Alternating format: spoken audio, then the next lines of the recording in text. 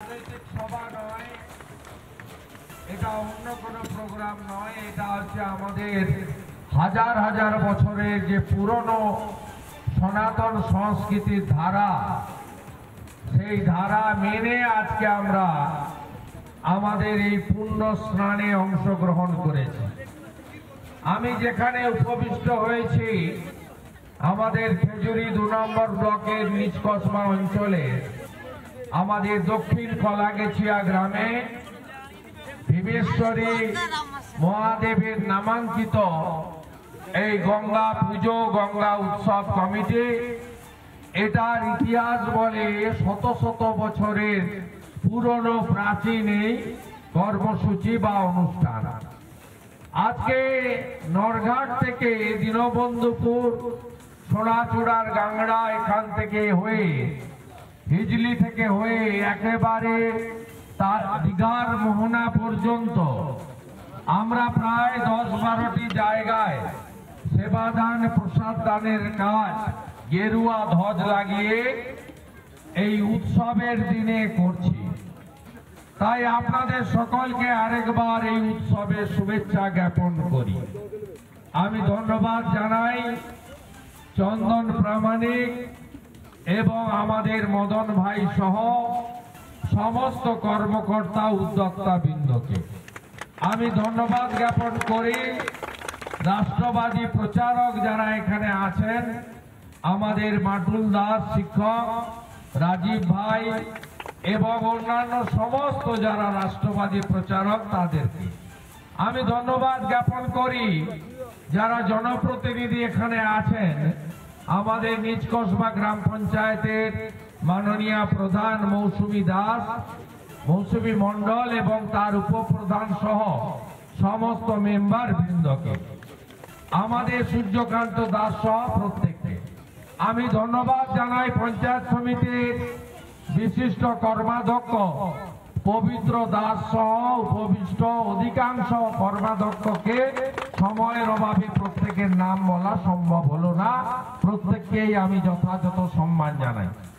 আমি সম্মান জানাই ভাতৃপ্রতিম শিক্ষক, তরুণ বিধায়ক সম্মানীয় শান্তনু প্রামাণিককে। আমি ধন্যবাদ জানাই আমাদের স্থানীয় জেলা পরিষদের এখান থেকে নির্বাচিত পূর্ব মেদিনীপুরের জেলা পরিষদের মাননীয় সদস্য মহোদয়কে এবং উত্তরকাঠির সম্মানীয় বিধায়িকা আমাদের পরম আপনজন সুমিতা সিনহা সহ প্রত্যেককে। আপনাদের এই উৎসব ভালো কাটুক এবং আমাদের যে ভারতবর্ষ সনাতনী ঐতিহ্য এটা অক্ষয় অমর করে আমরা রাখি। 500 বছরের লড়াইয়ের পরে আমরা রাম মন্দির পেতে চলেছি 22 তারিখে।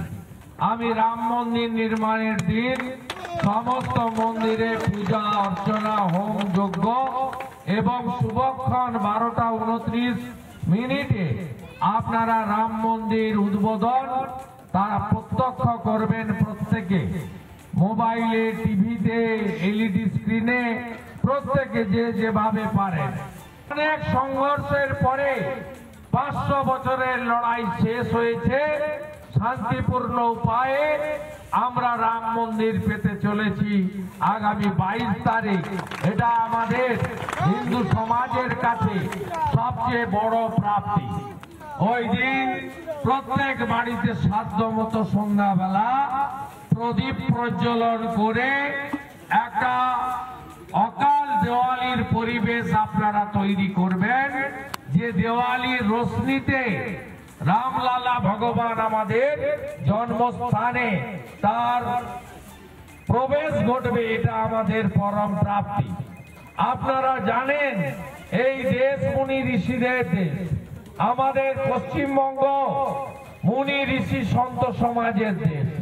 এখানে বহু সন্ত এসেছেন, শ্রী চৈতন্য দেব প্রভু থেকে, প্রভু শ্রী শ্রী রামকৃষ্ণ দেব থেকে, স্বামী বিবেকানন্দ থেকে, লোকনাথ বাবা ব্রহ্মচারী থেকে, আমাদের এখানে স্বামী প্রণবানন্দ থেকে, ঠাকুর অনুকূল চন্দ্র, শ্রী শ্রী অনুকূল চন্দ্র থেকে শুরু করে বহু মনীষী সন্ত যারা এই আমাদের সনাতন ধর্মকে এগিয়ে নিয়ে গেছেন।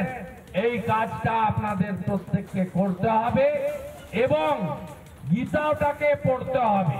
গীতার একটা লাইন আছে, ধর্ম রক্ষতি রক্ষিত।